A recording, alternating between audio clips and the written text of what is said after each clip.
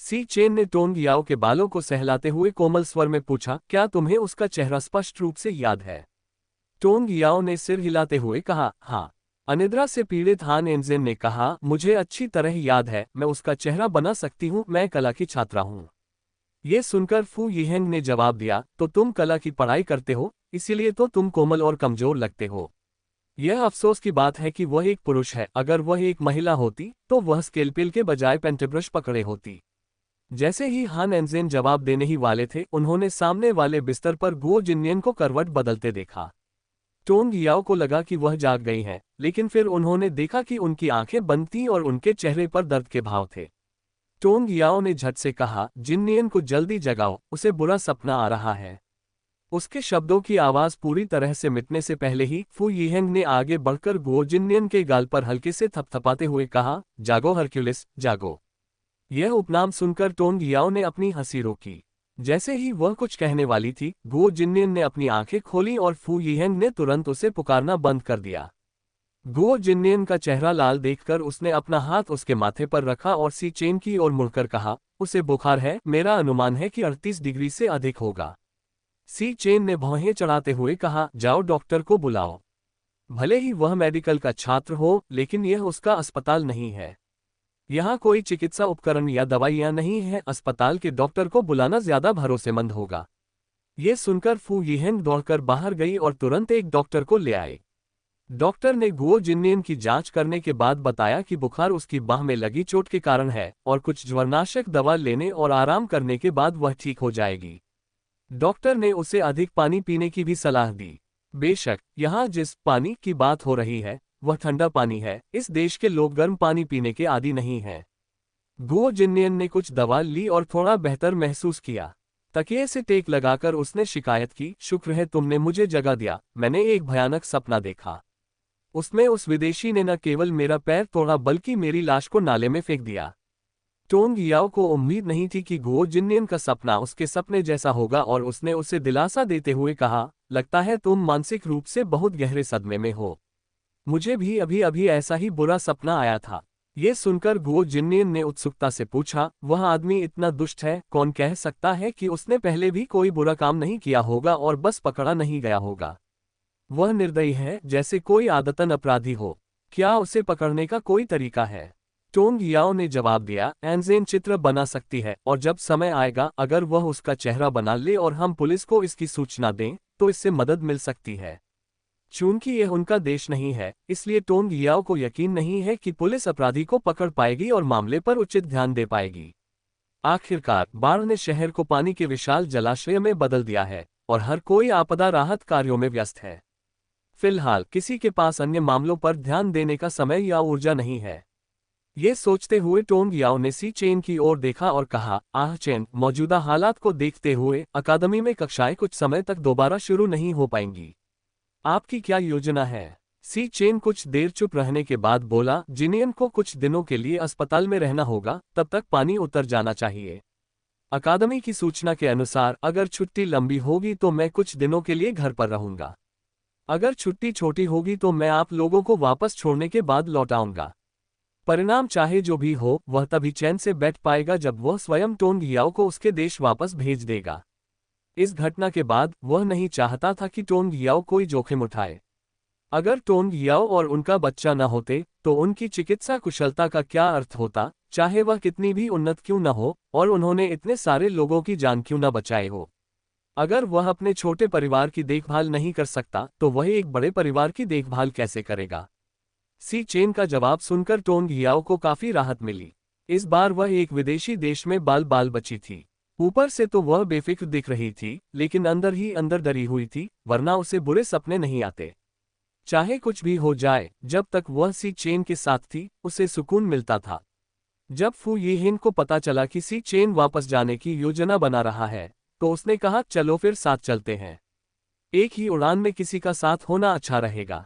जब से मैं यहाँ आया हूँ मुझे कभी वापस जाने का मौका नहीं मिला। पहले फू यिहेंग अपना खाली समय दोस्तों के साथ घूमने फिरने और पार्टी करने में बिताता था, अक्सर नाइट क्लबों और बारों में जाता था या फिर अपने छात्रावास में लेटकर फिल्में देखता था। इस बाढ़ का सामना करने के बाद उसे घर की याद आने लगी। घर पर वह बहुत अनुशासित रहता था, लेकिन यहाँ आकर उसे आज़ादी का एहसास हुआ। वह थोड़ा थोड़ा बेकाबू होने लगा। अब पीछे मुड़कर सोचता है तो लगता है कि माता पिता के साथ रहना ही बेहतर था। उसके पिता भले ही सख्त और पुराने ख्यालों के हों, लेकिन उनका व्यवहार अच्छा था और पिछले 1 साल से मिल रहे उदार भत्ते की वजह से वह यहाँ आराम से रह पा रहा था। सी चेन ने बिना कुछ कहे सिर हिलाया, उसकी निगाहें टोंग घियाओ से हटी ही नहीं। थोड़ा शांत होने पर गो जिन्नियन को बेहतर महसूस हुआ और उसने दोबारा लेटकर सोने का फैसला किया। आमतौर पर वह हमेशा हंसमुख और ऊर्जावान रहती थी, लेकिन चोट लगने के कारण वह जल्दी थक जाती थी। दोपहर में समूह को खाने के लिए कुछ रोटी मिली। टोंग याओ को थोड़ी बेचैनी महसूस हुई और वह शौचालय जाना चाहती थी। वार्ड काफी छोटा था और उसमें ऐसी कोई सुविधा नहीं थी। सी चेन उसे गलियारे के दूसरे छोर पर स्थित शौचालय तक ले गई। बाढ़ के कारण कई लोग घायल हो गए थे और अस्पताल पूरी तरह से भर गया था। हालांकि कई मामले गंभीर नहीं थे और वे मरीज बाढ़ का पानी उतरने का इंतजार कर रहे थे और जहां भी उन्हें खाली जमीन मिल रही थी वहां शरण ले रहे थे। अस्पताल का वार्ड अपेक्षाकृत शांत था। टोंग याओ शौचालय गई और जब वह बाहर आई तो सी चेन पुरुषों के शौचालय से बाहर निकल रहा था। वापस लौटते समय उसने उसे पकड़ रखा था और बोला, रोटी खाना पौष्टिक नहीं होता। आज दोपहर मैं बाहर जाकर देखूंगा कि क्या मुझे कोई और खाना मिल सकता है। टोंग याओ खिड़की के पास गई और अस्पताल की ओर नीचे देखते हुए बोली, बाहर पानी देखो कितना ऊंचा है। खाना कहाँ से मिलेगा? जब तक तुम मेरे साथ हो मुझे चैन मिलेगा। अपने देश लौटने के बाद तुम मेरे लिए और भी स्वादिष्ट खाना बना सकते हो। घर लौटने के बारे में बात करते हुए उसने चिंता व्यक्त की, हम यहाँ हैं और मेरे माता पिता निश्चित रूप से चिंतित होंगे। चूंकि यहाँ की बाढ़ की स्थिति जल्द ही उनके यहाँ भी फैलने की संभावना है, इसलिए वे बहुत चिंतित होंगे। सी चेन ने उसे दिलासा देते हुए उसका हाथ पकड़ा और कहा, संपर्क बहाल होते ही मैं उन्हें फोन करके आश्वस्त कर दूंगी। जिन्नियन की हालत स्थिर होते ही हम वापस लौट आएंगे। टोंग याओ ने सिर हिलाया। जैसे ही वह खिड़की से नजर हटाने वाली थी उसने अस्पताल की इमारत के नीचे एक जानी पहचानी आकृति देखी। उसने आंखें सिकोड़कर नीचे खड़े आदमी की ओर इशारा करते हुए उत्साह से कहा, आह चेन, ये वही है जिसने कल हम पर हमला किया था। उसने अभी भी वही कपड़े पहने हैं। टोंग याओ पर इस आदमी का गहरा प्रभाव पड़ा, न केवल उसकी भयावह उपस्थिति के कारण बल्कि उसके कपड़ों के कारण भी, जो कि चमकीले पीले रंग के थे। उसे पूरा यकीन था कि पिछले दिन हमलावर द्वारा इस्तेमाल किए गए महत्वपूर्ण कीवर्ड थे, यह आदमी और पीला। टोंग याओ के बोलते ही सी चेन ने कहा, यहीं रुको, मैं थोड़ी देर में वापस आता हूं। उसके शब्द खत्म होते ही वह मुड़कर भाग गया। जब तक टोंग याओ ने प्रतिक्रिया दी और नीचे देखा तब तक उसने सी चेन को नीचे एक विदेशी व्यक्ति से लड़ते हुए देखा। सी चेन आमतौर पर एक सभ्य और सुशिक्षित सज्जन व्यक्ति की छवि प्रस्तुत करता था। यह पहली बार था जब टोंग याओ ने उसे इतनी बारीकी से लड़ते देखा और उसने पाया कि सी चेन की चालें लक्ष्यहीन नहीं थीं।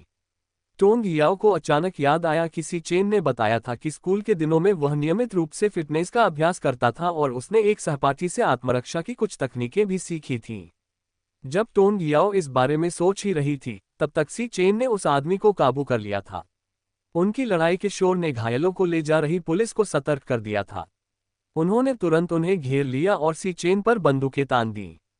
ये देखकर टोंग याओ जल्दी से नीचे भागी और अंग्रेजी में समझाया, गोली मत चलाओ, मैं अपराध की रिपोर्ट करना चाहती हूँ। उस आदमी ने कल हमें नुकसान पहुंचाने की कोशिश की और मेरे दोस्त का हाथ भी तोड़ दिया। जब पुलिसकर्मियों ने टोंग याओ की बातें सुनी तो उन्होंने सी चेन और उस आदमी को हाथ उठाने को कहा। सी चेन ने जिस विदेशी व्यक्ति को पकड़ रखा था उसे छोड़ दिया और पुलिस के साथ सहयोग करते हुए अपने हाथ ऊपर उठा लिए। विदेशी व्यक्ति को जब एहसास हुआ कि वह भाग नहीं सकता तो उसने भी बात मान ली और अपने हाथ ऊपर उठा लिए।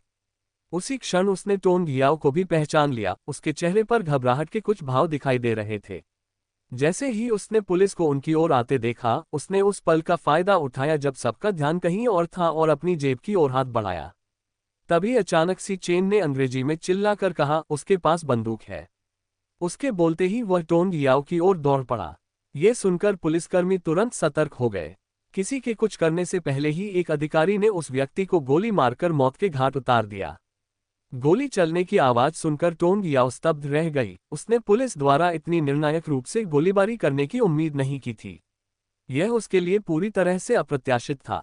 उस आदमी को जमीन पर गिरते देख वह एक पल के लिए स्तब्ध रह गई। वह आदमी नीचे गिरा हुआ था, उसका खून पानी को लाल रंग से रंग रहा था।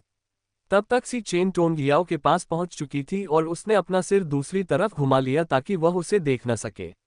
गोली चलाने वाला अधिकारी उस विदेशी व्यक्ति के पास गया, उसे पलटा और उसकी जांच की तो पता चला कि वह व्यक्ति पहले ही मर चुका था और उसके हाथ में बंदूक नहीं बल्कि चाकू था। एक अधिकारी ने सी चेन से संक्षिप्त बातचीत की, फिर अस्पताल के कर्मचारियों को उस व्यक्ति के शव को ले जाने के लिए बुलाया। गोली चलने की आवाज सुनकर फू यीहेंग और हान एंझेन ऊपर से नीचे भागे। टोंग याओ और सी चेन को सुरक्षित देखकर उन्हें राहत मिली, लेकिन तभी अस्पताल के कर्मचारियों को एक शव घसीटते हुए देखकर वे चौंक गए।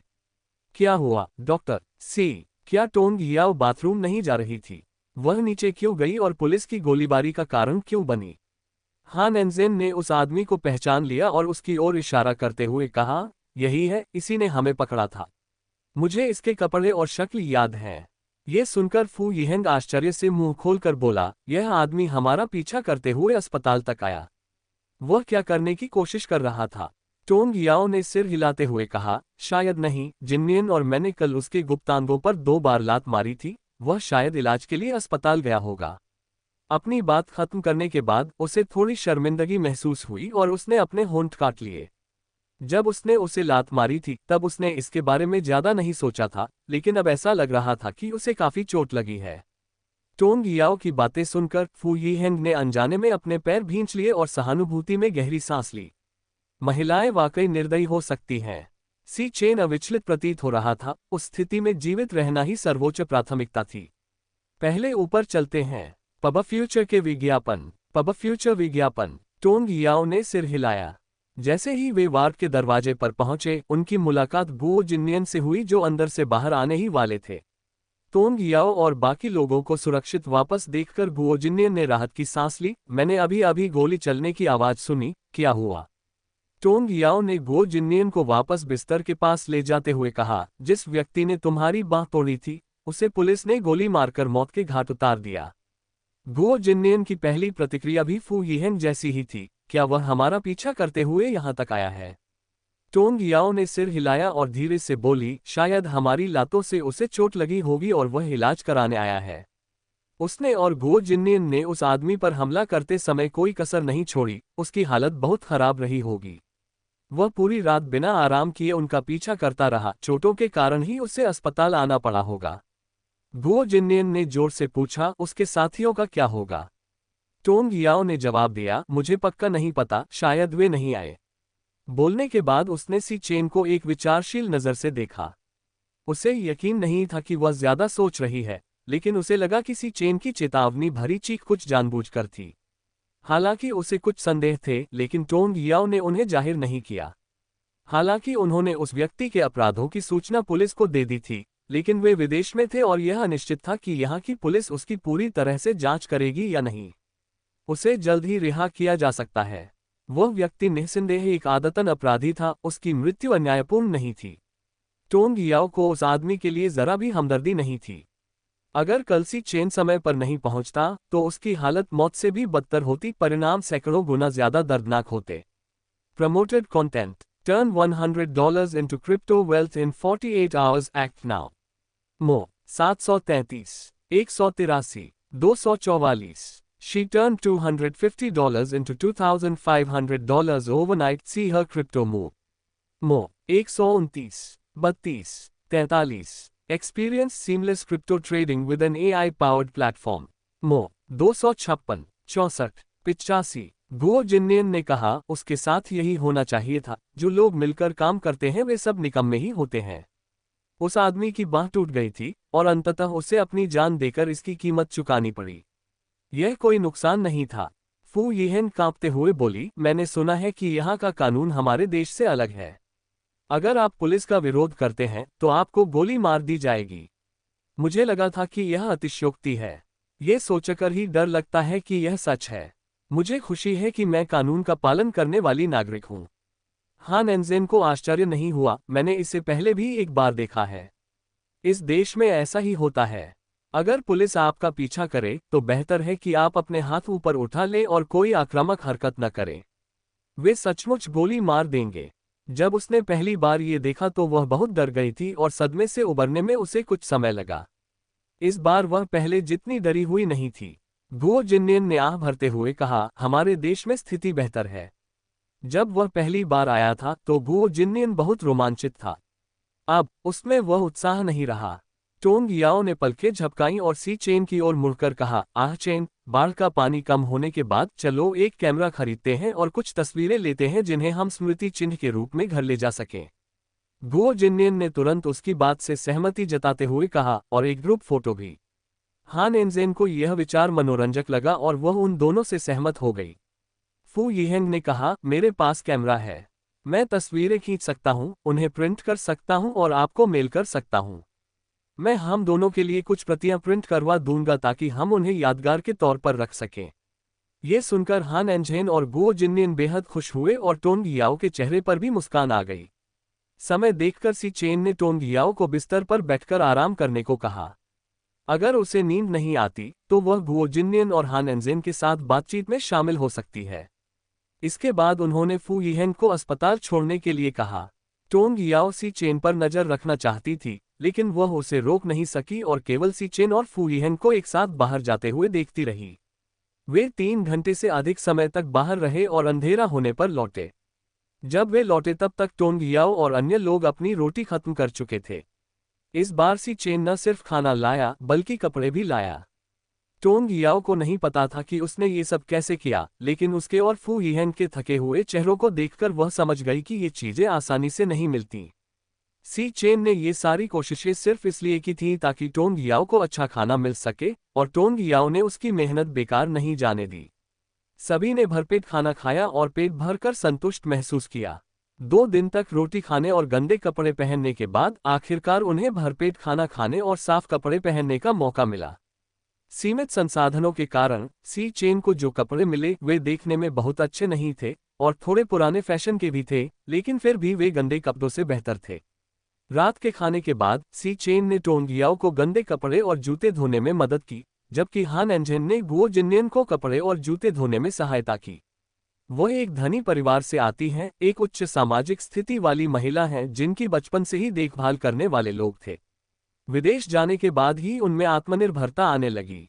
अब यह पहली बार था जब वह दूसरों की देखभाल कर रही थी और उनके कपड़े धो रही थी, लेकिन उसने कोई शिकायत नहीं जताई। विदेश जाने के बाद उसका अपने घर के करीबी दोस्तों से संपर्क टूट गया। उसने यहाँ भी कोई करीबी दोस्त नहीं बनाए, क्योंकि उसने ये साल ज्यादातर अकेले ही बिताए हैं। अब टोंग याओ और गुओ जिन्नियन के साथ खतरे के समय में उसे एहसास हुआ कि वे भरोसेमंद दोस्त हैं जिन पर वह भरोसा कर सकती है।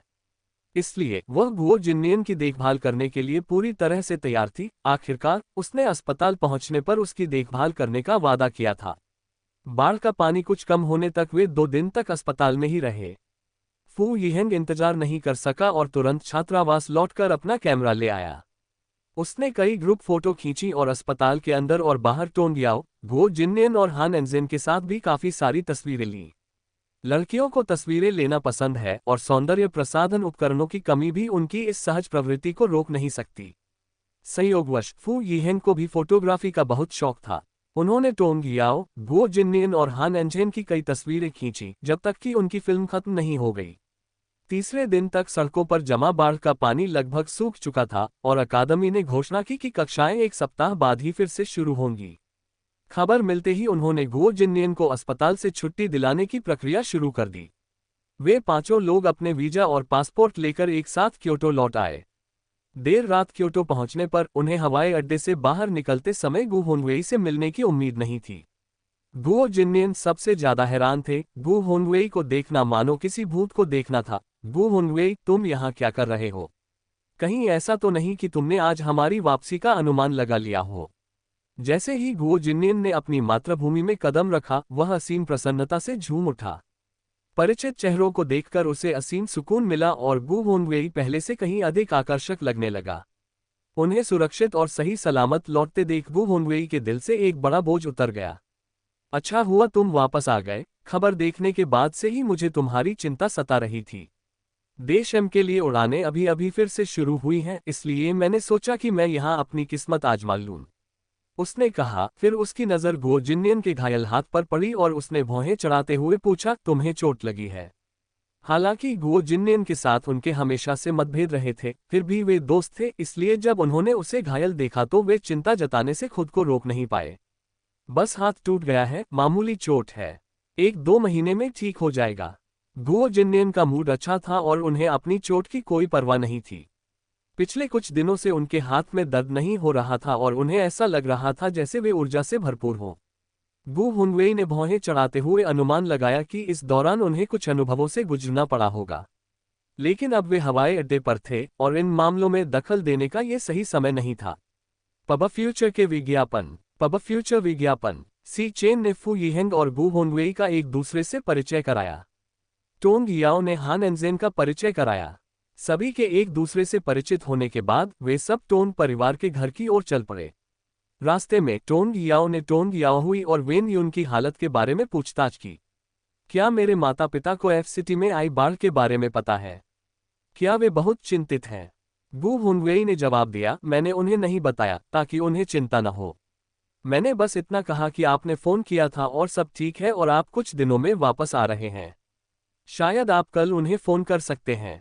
टोंग याओ ने राहत की सांस ली, उसका बेचैन दिल आखिरकार शांत हो गया। इसके बाद सी चेन ने कहा, धन्यवाद।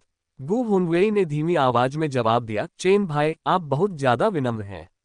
चूंकि आधी रात हो चुकी थी, इसलिए उन सभी ने टोंग परिवार के घर में ही रात बिताई। पुरुष बैठक कक्ष में सोफे पर सोए और महिलाएं शयन कक्ष में सोई। अगले दिन वे सभी देर तक सोते रहे। जब तक टोंग याओ उठी, तब तक सी चेन टोंग याओहुई को फोन कर चुका था। टोंग याओ ने भी फोन किया। टोंग याओ की आवाज सुनकर वेन युन की आंखों में तुरंत आंसू आ गए। अच्छा हुआ कि तुम वापस आ गई। सबने कहा कि तुम ठीक हो, लेकिन एफ शहर में इतनी भीषण बाढ़ के कारण मुझे बुरे सपने आ रहे थे। तुम्हारी आवाज सुने बिना मुझे चैन नहीं मिला। तुम गर्भवती हो, कृपया आगे इतना घूमना फिरना मत। टोंग याओ ने धीमी आवाज में जवाब दिया, माँ चिंता मत करो, मैं ठीक हूँ। हम आज आराम करेंगे और कल आपसे और पिताजी से मिलने आएंगे। प्रचारित सामग्री। सिर्फ 48 घंटों में $100 को क्रिप्टो संपत्ति में बदले, अभी कार्रवाई करें। अधिक 381 95 127। क्रिप्टो जगत में शानदार शुरुआती ऑफर, BTZO से सबसे पहले जुड़े। अधिक 556 139 185। हमारे AI ऑटो ट्रेडर के साथ अस्थिर बाजारों में भी अधिकतम लाभ प्राप्त करें। अधिक 272 68 91। वेन युन ने उसकी बात सुनी और फिर शिकायत करने लगी, तुम्हारे पिता को जरा भी चिंता नहीं है। शियाओ चेन से यह खबर मिलते ही कि तुम ठीक हो, वह मछली पकड़ने चले गए। उन्होंने तो यहां तक कह दिया कि मुझे बेवजह चिंता करना अच्छा लगता है। सच में, बच्चे की सच्ची चिंता तो जन्म देने वाली ही कर सकती है। ये जानते हुए कि वेन युन सिर्फ अपनी भड़ास निकाल रही थी, टोंग याओ ने इसे दिल पर नहीं लिया। थोड़ी देर बात करने के बाद टोंग याओ फोन रखने ही वाली थी कि वेन युन ने उस मूक लड़की के बारे में बात करना शुरू कर दिया। याओ याओ, तुमने एक लड़की के बारे में बात की थी। उसे यहाँ लाया जा चुका है। वह मेहनती है लेकिन संवाद करने में असमर्थ है क्योंकि हम सांकेतिक भाषा नहीं समझ सकते। तभी टोंग याओ को उस मूक लड़की की याद आई। उसने कुछ देर सोचा और बोली, माँ, मैं कल जब आऊंगी तो सांकेतिक भाषा की किताब लाऊंगी। आप जब फुर्सत में हो तो उसे देख लेना। उससे बात करना ज्यादा आसान होगा। वह लड़की बहुत दयनीय है, उसका कोई रिश्तेदार नहीं है और उसे हमेशा तंग किया जाता है। वेन युन ने आह भरते हुए कहा, सचमुच, भला कौन कुछ और कहेगा। जब पुलिस उसे लेकर आई तो उन्होंने हमें सिर्फ उसकी कहानी बताई। वह वाकई दयनीय है, लेकिन अब जब वह यहाँ है तो हम उसके साथ बुरा बर्ताव नहीं करेंगे, भले ही हम उसे आलीशान जिंदगी न दे सकें। जियान जून और दूसरा लड़का दोनों बहुत दयालु हैं और उसका अच्छे से ख्याल रखते हैं। टोंग याओ हंसते हुए बोली, ये तो अच्छी बात है। मुझे चिंता थी कि वे आपस में घुल मिल नहीं पाएंगे। मुझे उम्मीद नहीं थी कि वे इतनी अच्छी तरह से तालमेल बिठा लेंगे। लेकिन जब उसने इस बारे में सोचा तो उसे यह बात समझ में आई। आजकल इतने सारे गरीब लोग हैं। ऐसा काम मिलना जिससे पेट भर जाए और जहां धोखा मिलने का डर न हो, कई लोगों का सपना होता है। थोड़ी देर बातचीत करने के बाद टोंग याओ ने फोन काट दिया। दोपहर में आए और उसने व्यंजनों की एक बड़ी मेज तैयार की जिसे उन्होंने बड़े चाव से खाया। हान एनजेन और फू यिहेंग ने अनिच्छा से विदाई ली। उनकी नाटकीय विदाई देखकर गुओ जिन्नियन ने ताना मारा, बस करो ये नाटक। क्योटो इतना बड़ा नहीं है। तुम लोग कभी भी आकर एक दूसरे से मिल सकते हो। ऐसा क्यों दिखावा कर रहे हो जैसे हमेशा के लिए बिछड़ रहे हो। गुओ जिननियन द्वारा बेनकाब किए जाने के बाद फू यिहेंग और हान एंजिन ने नाटक बंद कर दिया, सीधे सादे शब्दों में अलविदा कहा और दोनों अपने अपने रास्ते चले गए। दोपहर में सी चेन आराम करने के लिए टोंग याओ के साथ घर पर ही रुकी रही। गु होंगवे गुओ जिननियन के साथ उनकी बांह की जांच के लिए अस्पताल गईं। परिणाम विदेश के अस्पताल के समान ही थे, उन्हें बस कुछ समय आराम करने की आवश्यकता थी। गुओ जिननियन के हाथ पर प्लास्टर देखकर गु होंगवे असहज महसूस करने लगा। वे मुश्किल से विदेश यात्रा पर गए थे और लड़कियां बाल बाल बचीं। उसने सोचा कि उनमें से किसकी किस्मत खराब थी। वे अस्पताल से बाहर निकले। गु होंगवे टोन परिवार के घर वापस जाने के लिए बस लेना चाहती थी, लेकिन गुओ जिननियन अपने बाल कटवाना चाहती थी। मेरे बाल लगभग मेरे कानों को ढक रहे हैं, जिससे मैं लड़की जैसी दिखती हूँ। मैं इन्हें कटवाने जा रही हूँ। अध्याय 574। क्या आप ये देश जा रहे हैं? गु हुनवेई ने उसे ऊपर से नीचे तक देखा और गंभीरता से पूछा, क्या तुम लड़की नहीं हो? गुओ जिननियन का गला भर आया। अचानक उन्हें अपने लिंग का एहसास हुआ और उन्होंने तुरंत सुधार करते हुए कहा, मैं लड़की जैसी नहीं दिखना चाहती, मेरे बाल कभी लंबे नहीं रहे और मुझे इसकी आदत भी नहीं है। अगर आप मेरे साथ नहीं आना चाहते तो आप वापस जा सकते हैं। मैं अपना ख्याल खुद रख सकती हूँ। गु हुनवेई ने अपने होंठ कसते हुए कहा, तुम्हारा हाथ अब घायल है, अगर तुम्हें फिर से किसी खतरे का सामना करना पड़ा तो क्या होगा? गुओ जिननियन ने आंखें घुमाते हुए कहा, ये घरेलू इलाका है, ये पूरी तरह से सुरक्षित है। गु हुनवेई ने जोर देकर कहा, अपने बाल मत कटवाओ, उन्हें वैसे ही रहने दो। अगर तुम्हारा सामना बुरे लोगों से हो तो शायद वे तुम्हारे साथ नरमी से पेश आएंगे अगर उन्हें पता चल जाए कि तुम एक महिला हो। अगर इस बार गुओ जिननियन को लड़का न समझा गया होता तो दूसरी तरफ मौजूद व्यक्ति इतनी बेरहमी से हमला न करता, यहां तक कि उसकी जान लेने की कोशिश भी न करता। गुओ जिननियन ने गु होंगवेई को घूरते हुए कहा, क्या तुम कुछ अच्छा कह सकते हो? क्या मुझे दूसरों से दया की उम्मीद है? अगर इस बार छुपकर हमला न हुआ होता तो शायद मैं हारता नहीं। शायद टूटी बांह वाला वही होता। क्या तुमने मेरे कार्यों की शक्ति नहीं देखी? गु हुनवेई ने कुछ देर तक बिना पलक झपकाए गुओ जिननियन को देखा, मानो कोई रक्षात्मक मुर्गा हो, फिर होंठ कसकर कहा, तुम छोटे बालों की तुलना में लंबे बालों में ज्यादा अच्छे लगते हो। ये कहने के बाद उसने तुरंत नजरें फेर ली। गुओ जिननियन, जो गु हुनवेई से बहस करने ही वाली थी, एकदम जम गई।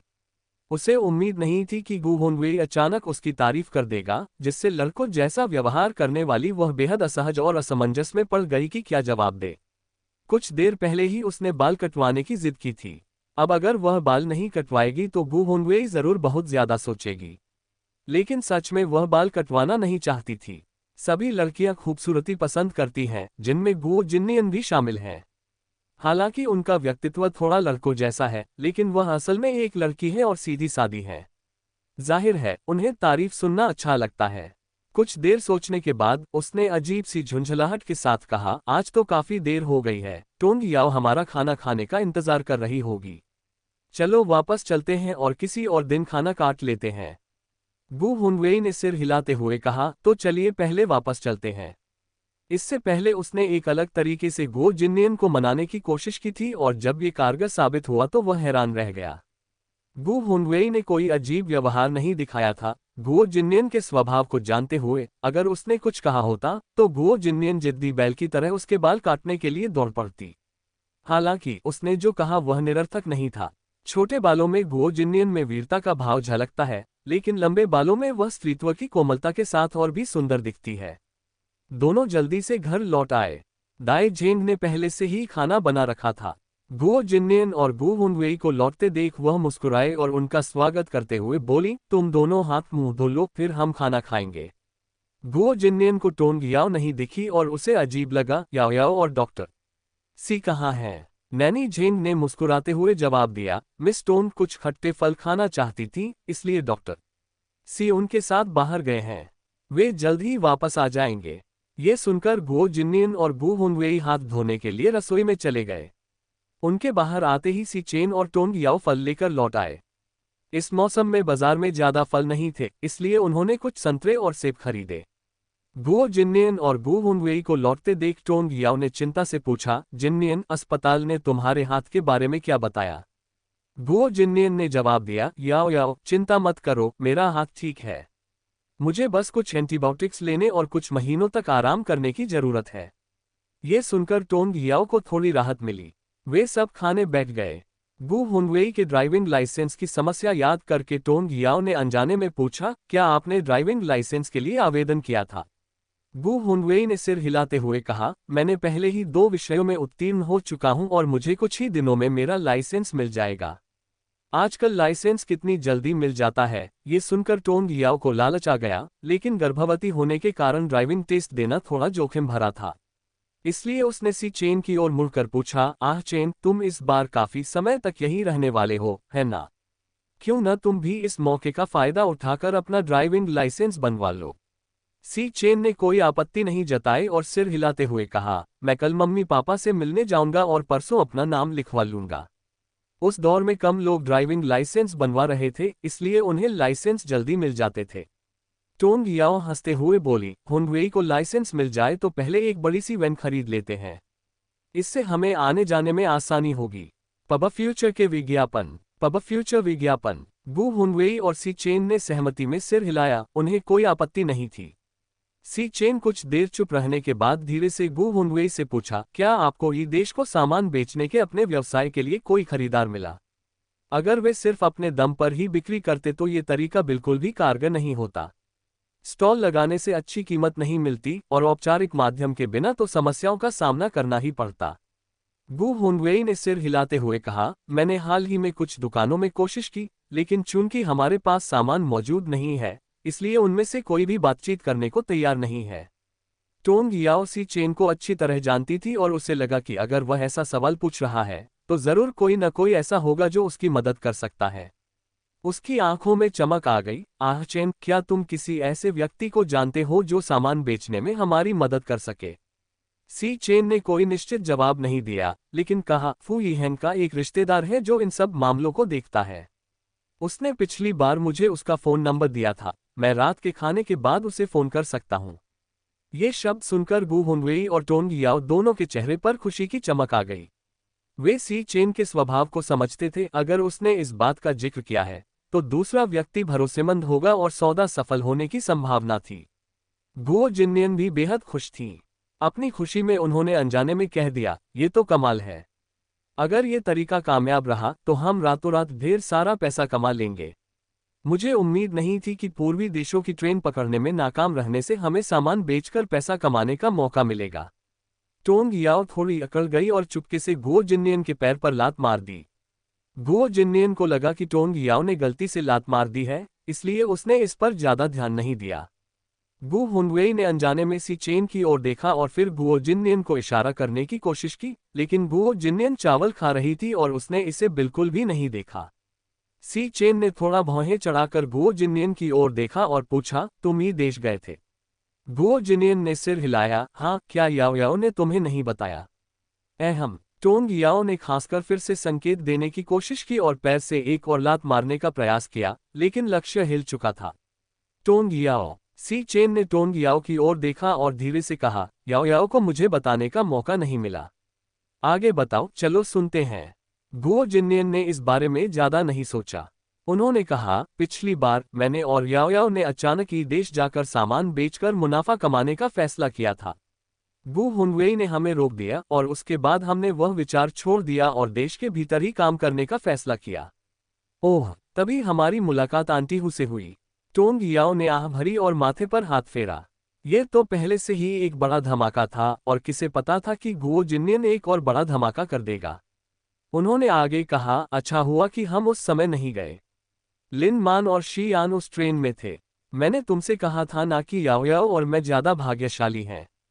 टोंग याओ। उसने जीवन में अपनी सारी रुचि खो दी थी और अब वह सी चेन की ओर देखने की हिम्मत भी नहीं करती थी। गु हुनवेई असहाय होकर सिर हिलाने के अलावा कुछ नहीं कर सका। गुओ जिन्नियन को समझ नहीं आ रहा था कि अचानक सब लोग चुप क्यों हो गए। उन्हें इस तरह के माहौल की आदत नहीं थी, इसलिए उन्होंने एक नया विषय उठाने की कोशिश की। दरअसल ई देश की वह जोखिम भरी यात्रा जो असफल रही, पिछली बार टोंग याओ की प्रजनन फार्म की यात्रा के मुकाबले कोई साहसिक कार्य नहीं थी।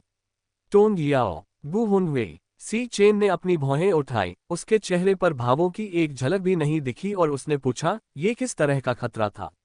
गुओ जिन्नियन शब्दों का सैलाब उमड़ पड़ा, वह रुक नहीं सकी और सारी बातें बताने लगी। उस समय टोंग याओ और हू दाजी चेन फैन को प्रजनन फार्म ले जा रहे थे। आधे रास्ते में ही तूफान आ गया। उनकी कार रात के अंधेरे में सड़क पर फंस गई। आधी रात के करीब 4 हट्टे कट्टे आदमियों ने उनकी कार को घेर लिया और खिड़कियां तोड़ने की कोशिश की। लेकिन टोंग याओ समझदार थी। उसने बस कार का दरवाजा खोल दिया। गुओ जिन्नियन ने पूरी घटना का इस तरह वर्णन किया कि वह असलियत से भी कहीं ज्यादा रोमांचक लग रही थी। उन्होंने कोई भी बात नहीं छोड़ी, यहां तक कि नूडल्स के 3 कटोरे का भी जिक्र किया। अगर सी चेन न सुन रही होती तो टोंग याओ गुओ जिन्नियन की कहानी सुनाने की कला की तारीफ जरूर करती। उनकी कहानी इतनी जीवंत और सजीव थी कि किसी पेशेवर कहानीकार से भी ज्यादा मनमोहक। चतुर और अनुभवी सी चेन गुओ जिन्नियन की कहानी में हर विराम पर उनसे सवाल करता था और उन्हें बोलना जारी रखने के लिए मार्गदर्शन करता था। सी चेन पर एक नज़र डालते हुए टोंग याओ ने मन ही मन अपनी निराशा व्यक्त की। सी चेन जितना शांत दिख रहा था, टोंग याओ उतनी ही चिंतित होती जा रही थी।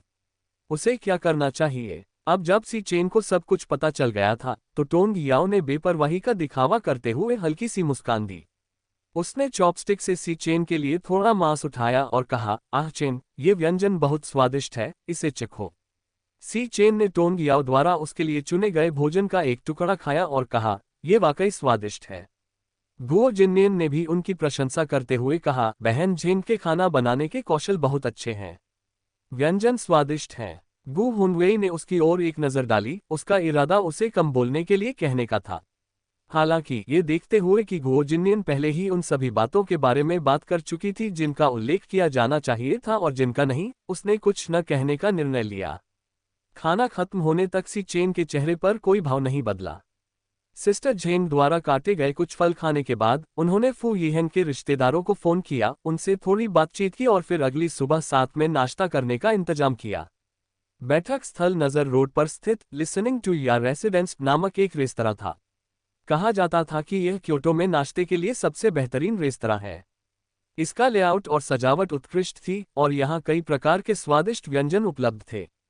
प्रति व्यक्ति औसत कीमत 5 युआन थी और आप अंदर बैठकर कोई भी खाना खा सकते थे। यह 21वीं सदी के बुफे रेस्टोरेंट जैसा था, लेकिन इस युग में हर कोई 5 युआन का नाश्ता नहीं कर सकता था। कुछ परिवारों में तो मासिक खर्च भी 5 युआन तक नहीं पहुंच पाता था। कुछ परिवार तो पूरे साल मांस खाने का खर्च भी वहन नहीं कर सकते थे। गुओ जिन्नियन और गु हुनवेई दंग रह गए। कई लोगों के साथ बाहर खाना खाने का खर्च एक आम आदमी की मासिक तनख्वाह के बराबर होगा, लेकिन वे ये कहावत तो जानते ही थे कि बिना जोखिम उठाए कुछ नहीं मिलता। अगर इस बार वे सफल हो गए तो इससे कोई फर्क नहीं पड़ेगा कि वे हर भोजन के लिए वहीं जाएं। गंभीर भाव से टोंग याओ सोफे पर बैठी गु हुनवेई और गुओ जिन्नियन के साथ व्यापारिक योजनाओं पर चर्चा कर रही थी। जब सभी विषयों पर चर्चा समाप्त हो गई और उसे नींद आने लगी, फिर भी वह सोने को तैयार नहीं थी, तो अंत में सी चेन ने उसे 8:30 बजे उठाया और अपने कमरे में वापस ले आया। टोंग याओ मन ही मन दुखी हुई। उसने सी चेन से कितनी बातें छुपाई थीं और अब उसे सब पता चल गया था। वह बहुत गुस्से में होगा। गुओ जिन्नियन को यह अजीब लगा। मुझे ऐसा क्यों लग रहा है कि जब डॉक्टर सी याओ याओ को अपने कमरे में ले गए तो याओ याओ असहाय लग रही थी, मानो बहुत विरोध कर रही हो। क्या ये सिर्फ मेरी आंखों का धोखा है? गु हुनवेई ने उसकी ओर देखते हुए कहा, तुम्हारी आंखों को धोखा नहीं हो रहा है। याओ याओ ई देश से सामान आयात करने की योजना पर विचार कर रही थी और प्रजनन फार्म में हुई घटना के बारे में उसे डर था कि चेंगे चिंतित हो जाएगा, इसलिए उसने उससे यह बात छिपा कर रखी। गुओ जिन्नियन ने बड़ी मुश्किल से अपनी बात कही, सच में? तो फिर मैंने जो बात कह दी है उसका क्या करें? उसने बंद कमरे के दरवाजे पर एक नज़र डाली, उसे थोड़ी चिंता हो रही थी। खाना खाते समय उसका मुंह कुछ ज्यादा ही खुला रह गया था और खाना गलती से गिर गया था। टोंग याओ द्वारा चुपके से मेज के नीचे लात मारने की घटना के बारे में सोचते हुए गुओ जिन्नियन ने अपने मुंह पर थप्पड़ मारा। क्या डॉक्टर सी याओ याओ पर अपना आपा खो देंगे? क्या हमें डॉक्टर सी से बात करके समझाने की कोशिश करनी चाहिए? गु हुनवेई ने सिर हिलाते हुए कहा, कोई जरूरत नहीं है। उनके वैवाहिक मामलों में दखल न देना ही बेहतर है। चेंगे याओ याओ से बहुत प्यार करता है और उसे नुकसान नहीं पहुंचाएगा। ज्यादा से ज्यादा वह उसे डांट ही देगा। पब फ्यूचर के विज्ञापन। पब फ्यूचर विज्ञापन। गु हुनवेई को लगा कि दूसरों के वैवाहिक मामलों में दखल न देना ही बेहतर है। वह सी चेन को अच्छी तरह जानता था और उसे पूरा भरोसा था कि सी चेन ज्यादा से ज्यादा टोंग याओ को मौखिक रूप से डांटेगा, उसे कभी नुकसान नहीं पहुंचाएगा। इस मामले में उन्हें कोई चिंता नहीं थी। गुओ जिन्नियन ने राहत की सांस ली, एक बार फिर अपने मुंह पर थप्पड़ मारा और खुद को फटकारा, मैं बहुत ज्यादा बोल रही थी। गु हुनवेई ने उसकी तरफ देखा और थोड़ा असहज महसूस किया। हमें कल सुबह जल्दी उठना है, इसलिए जल्दी सो जाओ, उसने कहा। उसके बाद गु हुनवेई अपने अध्ययन कक्ष में चले गए। चूंकि हाल ही में मौसम थोड़ा ठंडा हो गया था, इसलिए टोंग याओ ने उनके लिए अध्ययन कक्ष में एक सिंगल बेड लगवा दिया था। गुओ जिन्नियन ने गु हुनवेई की पीठ की ओर आंखें घुमाईं। उसे लगा कि गु हुनवेई हमेशा गंभीर और रहस्यमयी बनने की कोशिश करता रहता है। वह इतना बुरा नहीं था, लेकिन फिर भी एक पुराने ख्यालों वाले व्यक्ति की तरह व्यवहार करता था। ये सोचते हुए गु जिन्नियन भी अपने कमरे में लौट गई। इन दिनों वह थकी हुई थी और ठीक से आराम नहीं कर पाई थी। अब वह बहुत थकी हुई महसूस कर रही थी। चूंकि कल सुबह उन्हें व्यावसायिक बैठक के लिए जल्दी उठना था, इसलिए उन्हें आज रात जल्दी सोना पड़ा। दूसरी ओर सी चेन द्वारा बिस्तर पर लाई गई टोंग याओ सी चेन की ओर मुख करके बिस्तर के किनारे बैठी थी। सी चेन के गंभीर चेहरे को देखकर टोंग याओ को थोड़ा अपराधबोध हुआ। उसने खांसी साफ करते हुए अपनी बात समझाई। आह चेन, असल में मैंने ई देश से सामान आयात करने के बारे में जो सोचा वह बस आवेग में आकर किया था। हुनवेई ने तुरंत मुझे रोक दिया और मैं समय रहते पीछे हट गया। कहते हैं ना, अपनी गलतियों को सुधारने की क्षमता सबसे बड़ा गुण है। आप मुझसे नाराज तो नहीं हैं? सी चेन ने अपनी भौहें चढ़ाते हुए पलटकर पूछा, आप क्या सोचते हैं? टोंग याओ ने जल्दी से अपना सिर हिलाया और मासूमियत भरे भाव से उसकी ओर देखते हुए पलकें झपकाईं। मुझे लगता है कि तुम शायद नहीं हो। सी चेन ने उसकी ओर देखा, उसकी आंखों में शरारत झलक रही थी। प्रजनन फार्म वाली घटना का क्या? तुम मुझसे और कितनी बातें छिपा रही हो? टोंग याओ ने जल्दी से अपना सिर हिलाया और हाथ उठाते हुए कहा, मैं कसम खाती हूं और कुछ नहीं है। मैंने आपको इसलिए नहीं बताया क्योंकि मैं नहीं चाहती थी कि आप परेशान हो। सी चेन ने अपनी भौहें सिकोड़ी। अगर तुम मुझे कुछ नहीं बताओगे तो क्या तुम्हें लगता है कि मैं चिंता नहीं करूंगा? टोंग याओ ने झट से उसका हाथ पकड़ लिया। आह चेन, मैं वादा करती हूं, अब से मैं तुम्हें सब कुछ बताऊंगी। मैं तुमसे कुछ भी नहीं छिपाऊंगी। सी चेन ने होंठ सिकोड़कर उसे घूरते हुए कहा, और क्या? टोंग याओ ने आगे कहा, मैं अब किसी भी खतरनाक व्यवसाय में शामिल नहीं होऊंगी। सी चेन ने गहरी सांस ली, उनके चेहरे की गंभीरता गायब हो गई और उनकी निगाहें जटिल हो गईं। मैं तुम्हारे साथ क्या करूं? सी चेन को शुरू से ही पता था कि टोंग याओ साहसी और महत्वाकांक्षी थी। उसे टोंग याओ के व्यापार करने पर कोई आपत्ति नहीं थी, लेकिन वह खतरे की अनदेखी करने को स्वीकार नहीं कर सकता था। टोंग याओ जानती थी कि उसने जो किया था उससे सी चेन चिंतित हो गया था। सी चेन का हाथ पकड़कर उसने ईमानदारी से कहा, आह चेन, मैं सचमुच पहले लापरवाह थी। उस समय आप विदेश में थे और मैंने सोचा कि अगर मैं आपको बिना बताए चुपके से एक बार निकल जाऊं और फिर रुक जाऊं तो सब ठीक रहेगा। लेकिन हुनवेई के मुझे रोकने के बाद मुझे अपनी गलती का एहसास हुआ। प्रजनन फार्म जाते समय जो हुआ वह एक दुर्घटना थी।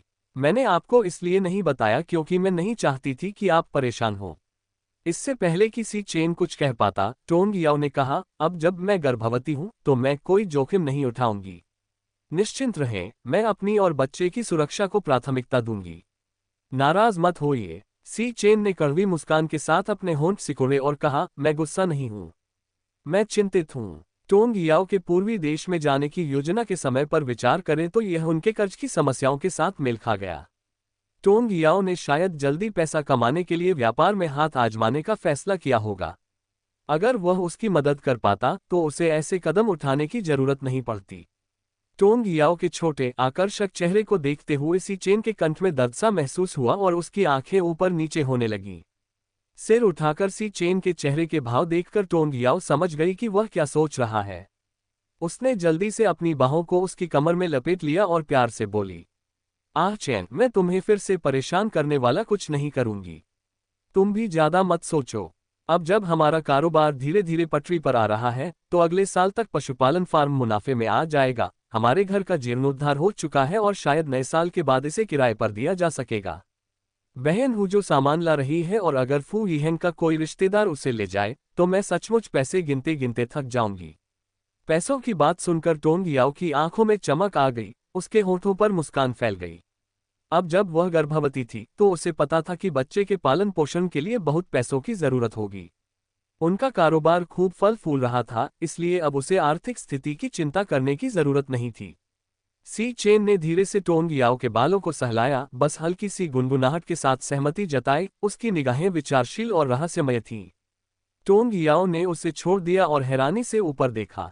आह चैन, विदेश जाने के बाद से तुम मानो एक अलग ही इंसान बन गए हो। तुम्हारे कामों को समझना अब मुश्किल हो गया है। सी चेन के साथ बेहद करीबी रिश्ते में होने के कारण टोंग याओ को उसके बदलावों की बेहतर समझ थी। वह तय नहीं कर पा रही थी कि ये बदलाव अच्छे हैं या बुरे, लेकिन समय के साथ सी चेन के लिए उसकी भावनाएं निस्संदेह गहरी होती जा रही थीं। सी चेन ने अपने विचारों को समेटा और हल्की हंसी के साथ कहा, याओ याओ, मैं जल्द ही 2 बच्चों का पिता बनने वाला हूँ। स्वाभाविक रूप से मुझे तुम्हारी और बच्चों की बेहतर सुरक्षा के लिए अधिक परिपक्व, स्थिर और मजबूत बनने की आवश्यकता है।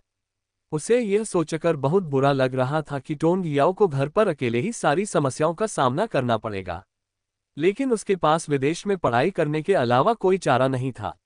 उनके देश में टोंग याओहुई की सर्जरी की तकनीक अभी उतनी विकसित नहीं है। उसे जल्दी से अपनी तकनीक सुधारने के लिए विदेश में पढ़ाई करनी ही थी।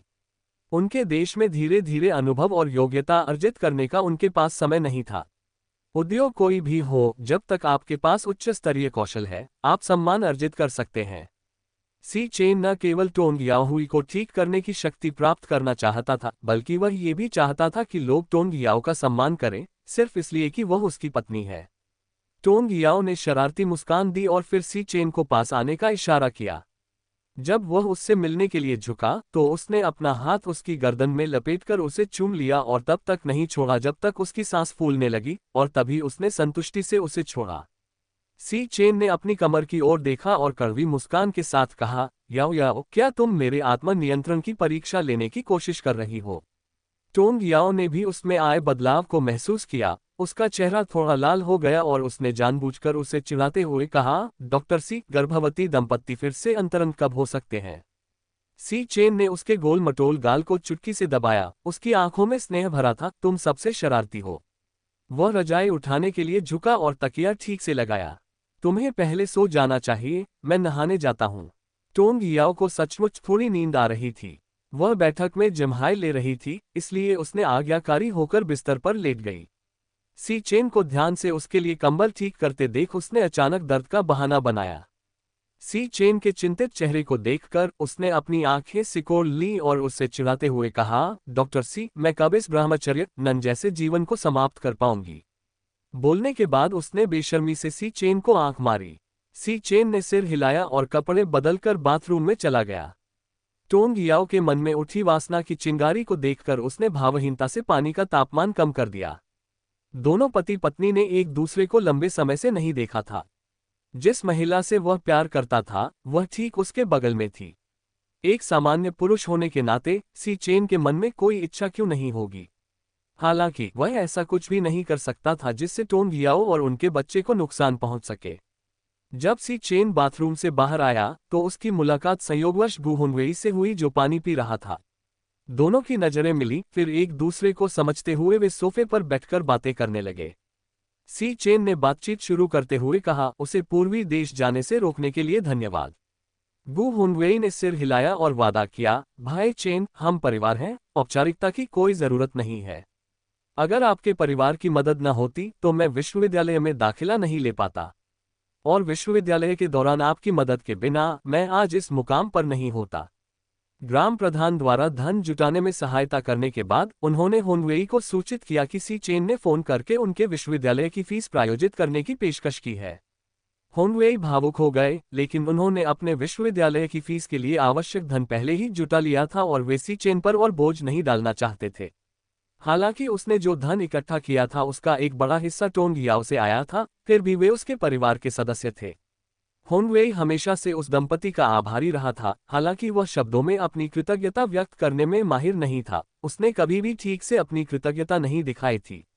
सी चेन ने कहा, प्रतिभाशाली व्यक्ति सही समय पर हमेशा चमकता है। ये सिर्फ समय की बात है।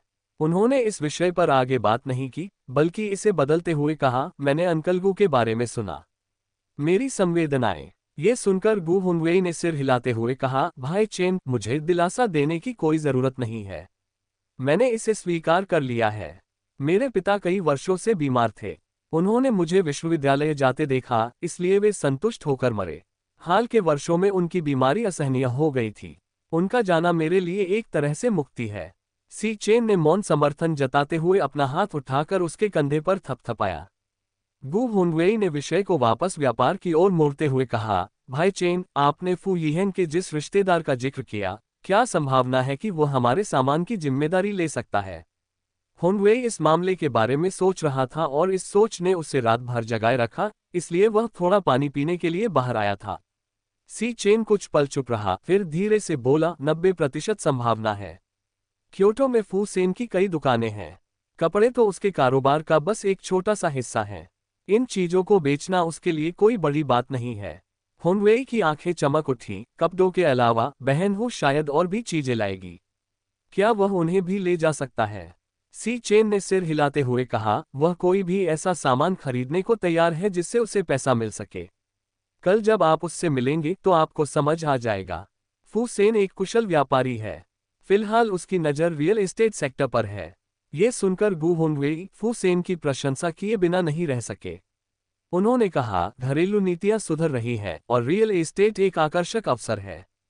हालांकि इसे हर कोई नहीं संभाल सकता, केवल असली ताकत रखने वाले ही इसे संभाल सकते हैं। चूंकि उन्होंने इस क्षेत्र पर अपनी नजरें जमाई हैं, इसलिए उनमें निश्चित रूप से क्षमता और दूरदर्शिता होगी। कुछ सोचते हुए गु हुनवेई ने आगे कहा, याओ याओ का कारोबारी दिमाग काफी तेज लगता है। विकास से पहले ही उपनगरों में जमीन खरीदना उनकी अनूठी दूरदर्शिता को दर्शाता है। अब उपनगरों में स्थित उन दोनों भूखंडों की कीमत कई गुना बढ़ गई थी। उन पर बने मकानों की कीमत तो और भी अधिक हो गई थी।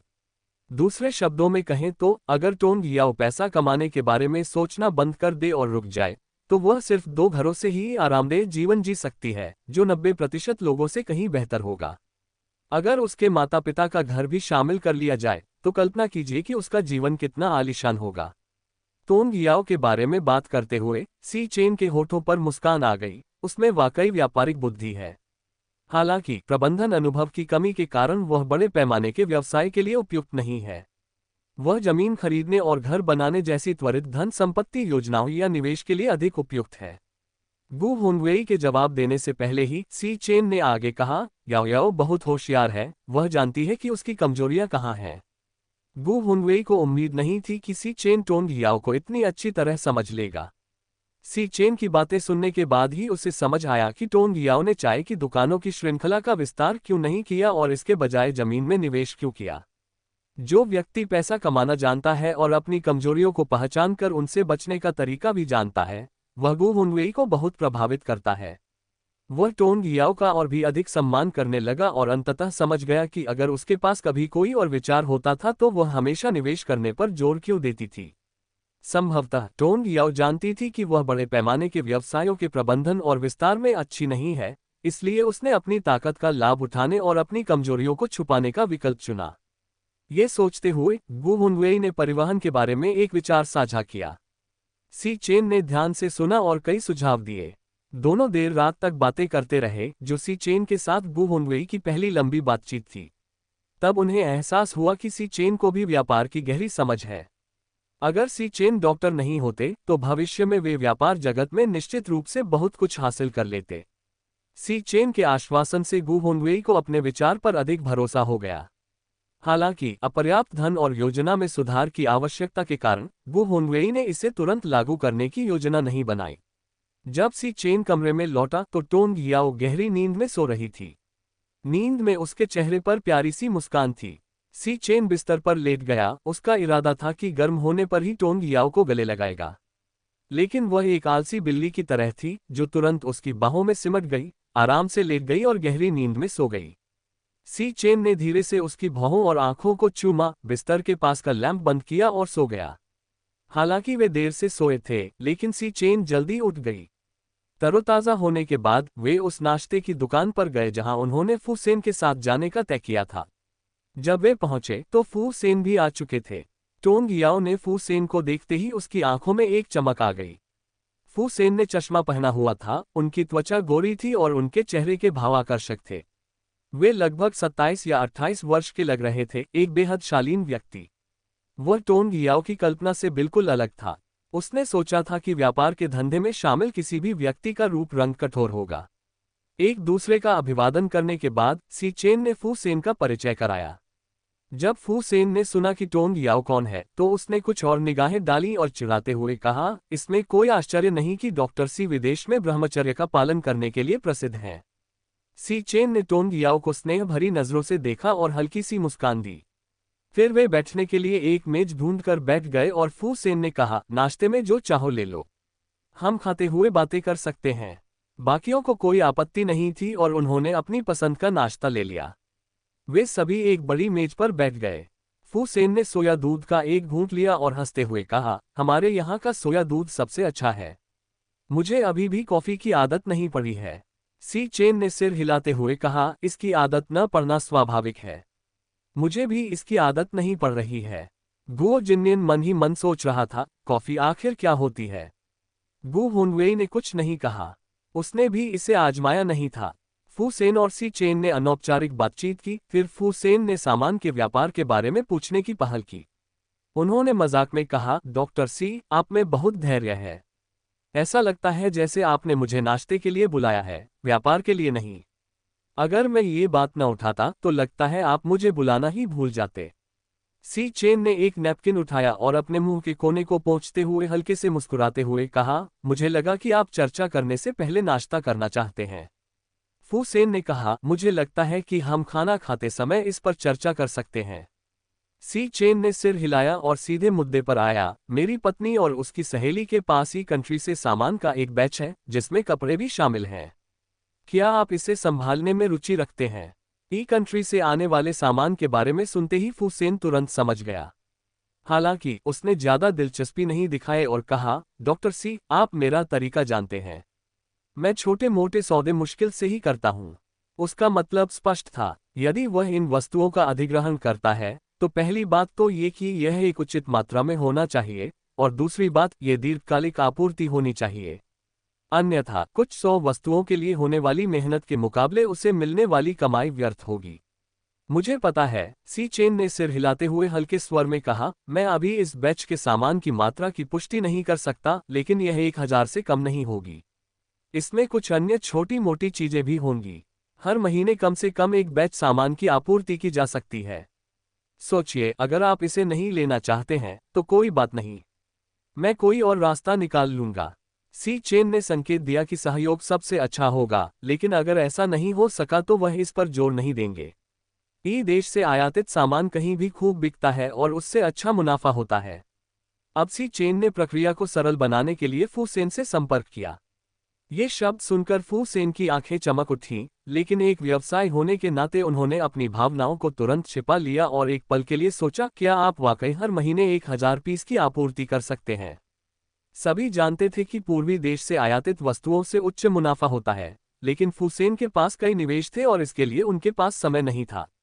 दूसरे शब्दों में कहें तो इस तेजी से बढ़ते आर्थिक दौर में सही रास्ता मिल जाए तो किसी भी चीज से पैसा कमाया जा सकता था। वह हर तरह के धन का लक्ष्य नहीं रख सकता था और उसकी क्षमताएं सीमित थीं, लेकिन अगर वह सीधे किसी दूसरे से सामान प्राप्त कर सकता तो बात अलग होती। सी चेन ने सोया दूध का एक घूंट लिया और अंत में कहा, आप ही कंट्री की स्थिति से अवगत हैं। ये हाल ही में खबरों में था। अप्रत्याशित परिस्थितियों को छोड़कर महीने में एक बार वहां जाना कोई समस्या नहीं है। हमारे पास इस मार्ग के लिए एक जिम्मेदार टीम है। फू सेन ने शुरू में सोचा था कि सी चेन के दल ने ही देश से सामान की एक खेप की तस्करी की है। उसे यह उम्मीद नहीं थी कि सी चेन के पास एक टीम होगी। सच कहूं तो फू सेन इस बार इसलिए आया था क्योंकि उसने सी चेन को बहुत दिनों से नहीं देखा था और उससे मिलना चाहता था। हालांकि उनकी मुलाकातें कुछ ही बार हुई थीं और उनका ज्यादा संपर्क नहीं था, फिर भी फू सेन सी चेन को बहुत सम्मान देता था। उसे विश्वास था कि सी चेन भविष्य में चिकित्सा क्षेत्र में बहुत बड़ी सफलता प्राप्त करेगा। संयोग से उसे दोस्त बनाना भी बहुत पसंद था। उसे उम्मीद नहीं थी कि सी चेन इस बार उसे चौंका देगा। हालांकि फू सेन पहले से ही आकर्षित हो चुके थे, फिर भी एक व्यवसाय होने के नाते उन्होंने अरुचि दिखाते हुए पूछा, यदि आप प्रति माह कम से कम 1000 वस्तुओं की आपूर्ति सुनिश्चित कर सकते हैं तो सहयोग संभव है। वैसे आपने जिन अन्य छोटी वस्तुओं का जिक्र किया है वे क्या हैं?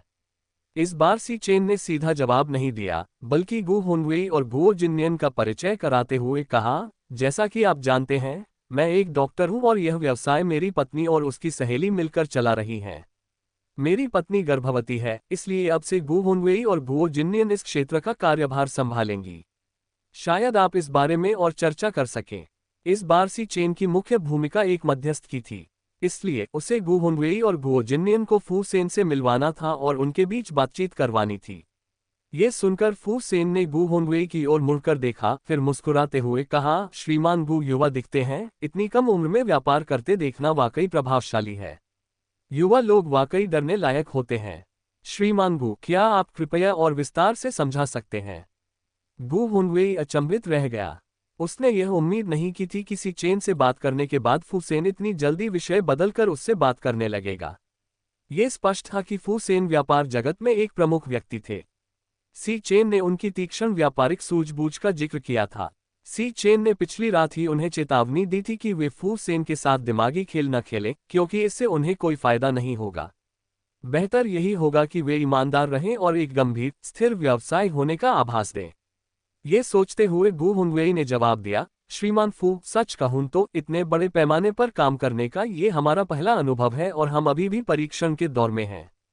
मुझे ठीक से नहीं पता कि हमारी टीम इस बार क्या सामान लेकर आएगी, लेकिन एक बात पक्की है, अगर रास्ते में कोई समस्या नहीं आए तो 1000 कपड़े पहुंचाना कोई मुश्किल काम नहीं होगा। फू सेन को गु हुनवेई से इतनी स्पष्टवादिता की उम्मीद नहीं थी। उन्होंने सोचा कि यह गु के व्यापारिक अनुभव की कमी और भोलेपन का नतीजा है। अगर गु ने दिमागी चाल चलने की कोशिश की होती तो फू सेन के पास जवाब देने के कई तरीके थे। अब इतनी स्पष्ट बात सुनकर उन्हें समझ नहीं आ रहा था कि क्या रणनीति अपनाएं, इसलिए उन्होंने चालाकी न करते हुए कहा, श्रीमान गु, मैं आपकी ईमानदारी देख सकता हूं और मुझे डॉक्टर सी के चरित्र पर भरोसा है। उनके द्वारा सुझाया गया व्यापार निश्चित रूप से सफल होगा। सामान पहुंचने पर आप मुझसे संपर्क करके उसकी पुष्टि कर सकते हैं। अगर यह सौदा हो जाता है तो हम आगे की योजना बना सकते हैं। जहां तक कीमत की बात है, मुझे नहीं लगता कि आप अनुचित मांग करेंगे। इन वस्तुओं की बाजार में स्पष्ट कीमतें हैं, इसलिए हम उचित कीमत पर सौदा कर सकते हैं। आपका क्या विचार है? ये कहना होगा कि फू सेन बातचीत में बहुत कुशल है, इसलिए सी चेन ने उन्हें उच्च दर्जा दिया। गु हुनवेई और टोंग याओ ने एक दूसरे की ओर देखा।